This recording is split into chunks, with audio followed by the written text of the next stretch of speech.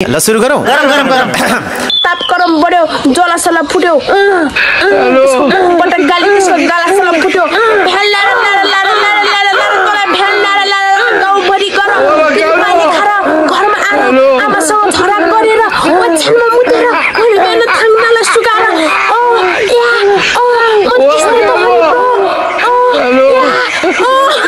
ल सुरु गरौँ। गरम अलि बिस्तार भन बहिनी, गुवा आउन लाग्यो पछाडि आमाको।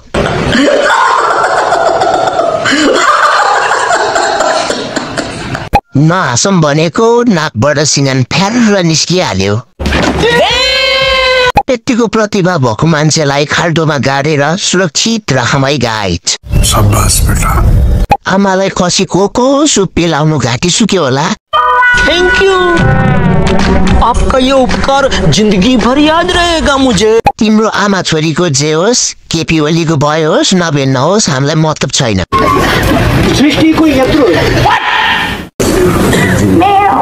कोहीले चाहिँ लिटरली मसँग आएर 2 दिनको जिन्दगी हो, हाँस्नुपर्छ, खेल्नुपर्छ, रमाउनु पर्छ।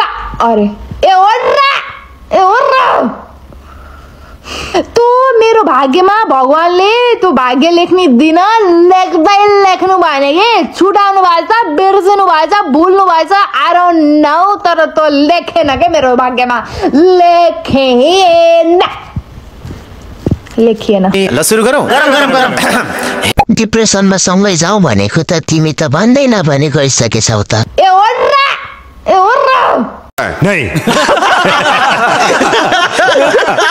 कहिले निको हुन्छ भने आज डाक्टरले। नहीं, मुझे मजाक नहीं उड़वाना अपनी चीज का, मैं नहीं बताऊंगा। कसको छोरी हौ नानी, मन पर्यो मलाई। डुमकी छोरी हौ। 2 दिनको जिन्दगीमा रमाउनु पर्छ, त्यही भएर तिम्रो भिडियो हेर्दै रमाउँदैछु। ₹1 लाख नदी जुत्ता दिने कसले ऋण हाल्दिने लु त? अनि म लिने हो, मलाई त मतलब छैन।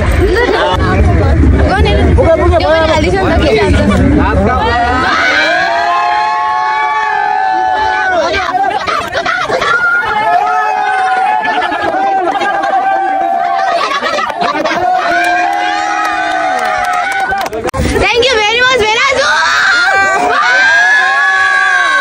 ल सुरु गरौँ। गरम दिदी बेच्ने नयाँ तरिका।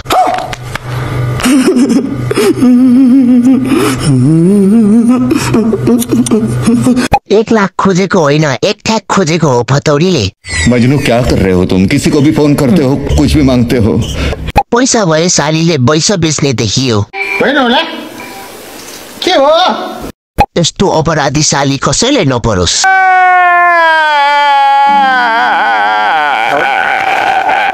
नई उमंग नई खुशी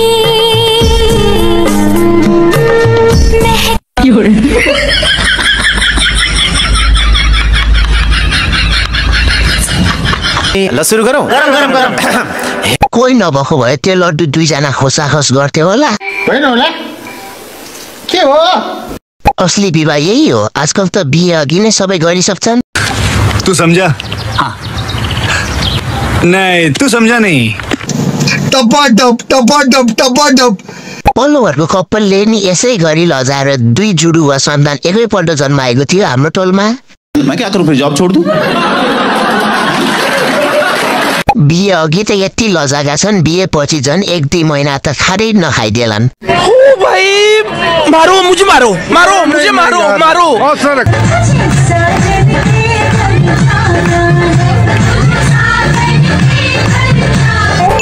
मुझे अपने घर जाना है, मुझे अपने घर जाना है।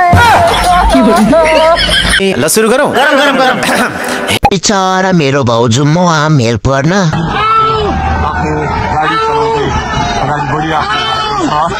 बिचारा मेरो दिदी।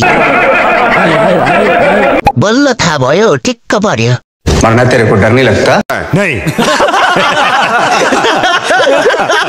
अब अरू कोही छ साजनको घर जाने? मोटो दियो होला त सजनले साबुन। मैं तो कुछ और ही समझ रहा था। राजा जी